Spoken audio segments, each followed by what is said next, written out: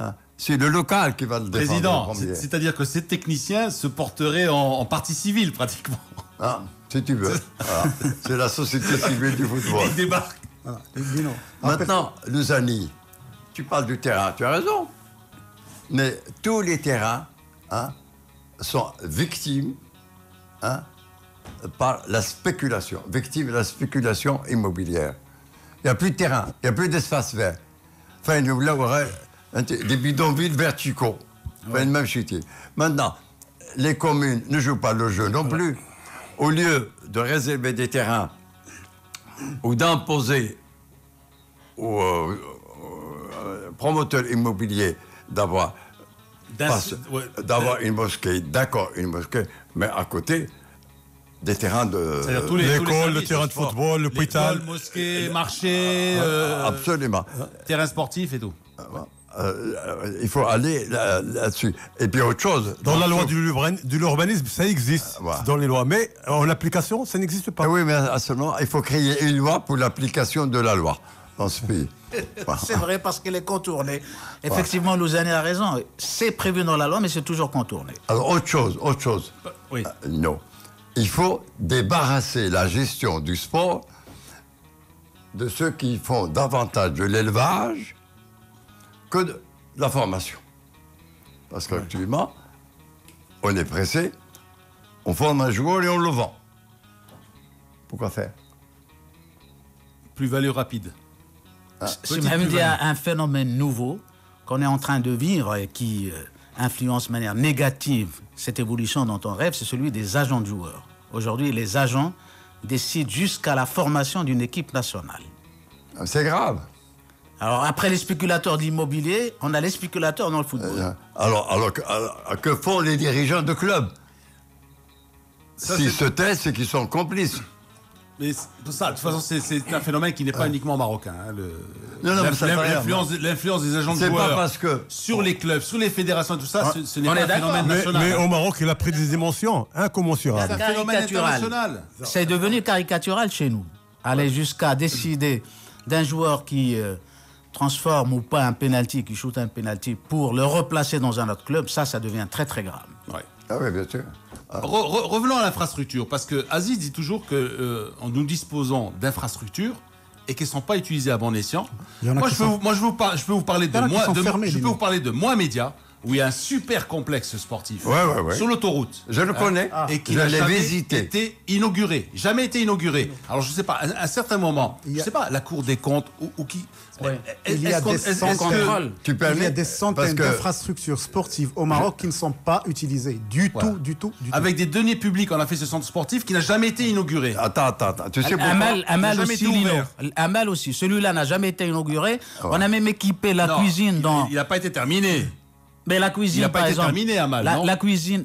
Amal n'a pas été terminé. N'a pas été terminé. Mohammedia, ils ont équipé une cuisine qui n'a jamais été utilisée, le matériel pourri. Et c'est extraordinaire, c'est des millions. Et tu sais pourquoi? Moi, j'ai visité ce centre avec le gouverneur, avec les techniciens, avec Mouledis Mdri. On a voulu en faire un village international de la citoyenneté. Recevoir actuellement là-bas aussi bien les jeunes du monde, aussi bien au niveau de la culture qu'au niveau du sport. Et établir des passerelles entre la jeunesse du monde. Et le Maroc se prête bien pour ça. Mohammedia est tout près. Et qui s'oppose à ça, comme d'habitude, les communes. Et les communes, c'est les partis. La concession aussi, Mjid. La concession. Qui va gérer ce complexe? C'est comme ça qu'ils raisonnent nos élus, entre guillemets, malheureusement. Parce que c'est sur 8 hectares, Lino. 8 hectares, 7 hectares. Mais il est énorme. Avec piscine, 4 cours de tennis, pas de terrain de football, il y a le squash. Si, derrière c'est prévu. Tout l'espace, ils veulent en faire un terrain de foot. Le Maroc, c'est de créer un organisme pour gérer les gestionnaires. Voilà. Il faut libérer. Mais est-ce qu'il va y avoir l'infrastructure? Est-ce qu'un jour ou l'autre, il va y avoir une prise de conscience quand même? Une prise de conscience. Elle est en cours. Si, il y a une prise de conscience. Est-ce qu'elle est en cours? Elle est en cours quand même. Non, la prise de conscience. La preuve, c'est qu'on est là pour ça. Oui. Ça fait partie des prises de conscience. Et j'attends que le public nous interpelle. Tout à l'heure, nous allons ouvrir l'antenne à 9h, hein, donc les auditeurs peuvent intervenir. Il y a l'Amal aussi, président Mjid. Il y a l'Amal, on a lutté pendant des années. Oui. On a lutté pendant des années. La construction, l'ouverture du pour créer un sport-études à Al-Amal. Et bien, aujourd'hui, c'est lettre morte, j'en sais rien, c'est un dossier qui est classé. Il y a 2-3 cours qui sont utilisables. 2-3 cours qui sont utilisables, les autres, hein, laissés à l'abandon, oui. Ah, moi, je ne sais pas, Oui, malheureusement, il y a une piscine aussi qu'on a construite et qui est inutilisée, fermée. C'est une piscine qui est une fois par an. C'est une piscine ludique, hein, c'est pas un bassin de compétition, attention. Mais hein, elle est fermée, ils l'ont ouverte une fois. Oui. Ils l'ont ouverte une fois à l'exploitation publique et ça a ramené quelque chose comme 300-400 000 dirhams, ce qui n'est pas peu pour la gestion d'un complexe qui n'a pas de moyens, de ressources pour s'auto-gérer. Eh bien, maintenant, on fait de la recette pour les poches des communes. Non, et en plus, il n'y a pas de spécialiste, président. Il n'y a pas de spécialiste de la gestion des stades, des infrastructures sportives. On ne forme pas de gestionnaire. Il faut former un gestionnaire des stades. Ce n'est pas un problème de gestionnaire. C'est d'abord un problème de décision politique. Est-ce qu'on veut ouvrir ces installations sportives? Est-ce que ces installations sportives ont été construites pour servir ou pour autre chose? Voilà la problématique. Avant d'arriver à la gestion... Oui, parce que des fois, on met des gestionnaires de très haut niveau, mais ils ferment les installations sportives. Je veux citer personne, mais je peux te... Enfin, en off, parce que bon, c'est des choses qu'il faut quand même... Mais en off, je peux te citer des centaines d'installations sportives qui sont fermées au public. Jusqu'à présent, ce sont les élus qui gèrent les infrastructures sportives pour les infrastructures qui appartiennent à la ville. Il y a des installations qui appartiennent à tous bords. Il n'y a pas que les communes. Lino, je ne sais pas si vous vous souvenez, quelqu'un, un sportif de très haut niveau, avait un projet il y a quelques années, c'est Abdullah Blassain à Rabat. Il voulait créer une société anonyme et créer vraiment, donner au sport un nouvel élan. Hein? Ben, on l'a combattu. Et maintenant, aujourd'hui, on est en train de faire ce qu'on n'a pas fait il y a 10 ans. On a perdu 10 ans, mais avec moins de moyens et moins de motivation. Hein? Et je plains le ministre des Sports parce qu'il faut qu'il trouve les moyens matériels et humains pour la gestion de tous ces terrains dont il parle à travers le Maroc. Hein? Il faut donc... Alors, qu'est-ce qu'il faut faire pour combattre cette mentalité? Parce qu'en fait, le problème est là, c'est-à-dire qu'il faut changer de mentalité. Eh ben, il faut descendre sur le terrain. Très important. Ouais. Il faut sur le terrain écrire, dénoncer. Il faut appliquer la loi. Parce que l'urbanisme est clair. Quand on... Voilà, par exemple, moi, je vous parle d'une région que je connais bien. Et Essaouira, on a construit un village à côté d'Essaouira, à 7 km d'Essaouira, qui s'appelle Ghzoua. Il y a à peu près 5 000 à 10 000 appartements. Et, il était prévu un terrain de foot, une salle couverte, piscine et tout ça. Il n'y a rien de fait. Rien de fait. Est-ce qu'on ne paye pas aussi... Pardon. Vas-y, excuse-moi. Ce que tu dis là, Essaouira, c'est pas propre à Essaouira. Ouais. C'est un peu partout la même chose. Il faut l'appliquer, la loi. Ouais. Hein? Mais seulement, qui gère les communes? Hein? C'est les présidents de communes. Qui accrédite ces présidents? C'est les partis politiques. Et c'est les partis politiques qui critiquent les ministres. Pourquoi on critique un ministre? Parce qu'il n'a pas la même casquette. Alors, arrêtons tout ça.